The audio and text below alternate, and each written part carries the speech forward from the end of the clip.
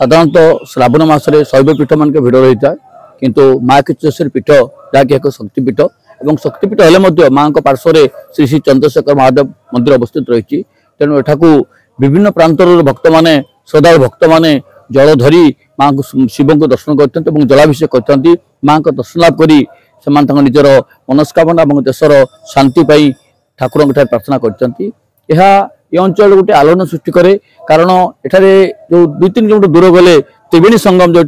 बैतरणी भंडनी कंटक 3टी नदीर सम्मिश्रण दुमुहाणी कहती सेठार जल आनी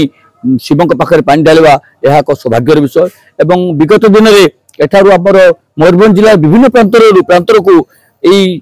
जो त्रिवेणी संगम जो पीठ सेठार जल जाई निज निजर ग्राम शैवपीठ मान जल लगे किंतु एबे एठार मध्य सोमवार दिन प्रबल जन भक्तों समावेश रोचे जल लाइक कर ग्राम बाबा बहुत अतुलनीय मंदिर को बहुत बार आस 15 वर्ष होगा मंदिर को आस प्रत्येक वर्ष को थे आस 2 नंबर हो 3 नंबर पाली हो बाबा को माँ किचकेश्वरी बाबा चंद्रशेखर को प्रत्येक वर्ष आसिक पानी ढाला हो अतुलनीय विश्वास रही है बाबा पाखे जी आसी थे से जापर आज्ञा जे से कौन कौन पाइब ता लाइफ आम पाखे सबकि मिली आज्ञा 15 वर्ष भर जी अभिज्ञता अच्छे आज्ञा बाबा अतुलनीय त्रुटि कहीं दे पारे आज्ञा बाबा बहुत सबकि मिली भगवान को दया आज्ञा से कहीं मालिक आदिवासी अधुषित अंचल प्रत्यक्ष ठाकुराणी विजय किचकेश्वरी माँ खिचिंगटार अवस्थित श्रावण मास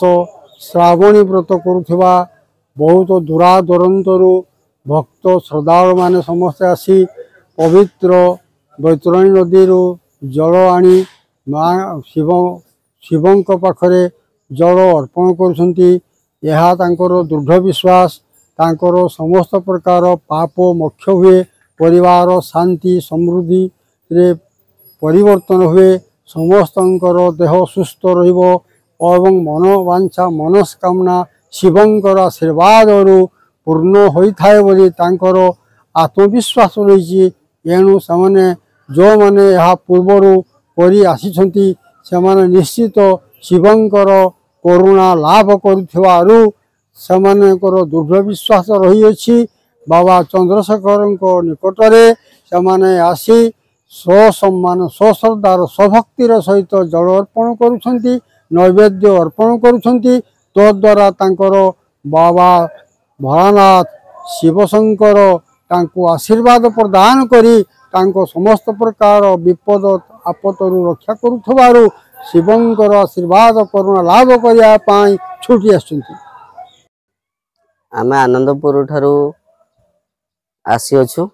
सेठू आसी एठी आमे पानी ढाली सला पर बहुत खुशी अनुभूत होउची भल जगह भी जोटी की परिवेशर साथी रे मंदिर परिदर्शन करिया पई बहुत आनंदित अछु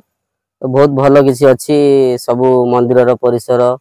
सिस्टम भी भल अच्छी बहुत निजको धन्य मन करूछु एई जगह को आसीछु माँ खिचकेश्वरी गोटे स्वप्न थिला कि आसी आमे केबे दर्शन करिवु दर्शन सहित पानी ढला सब आनंद लगुची।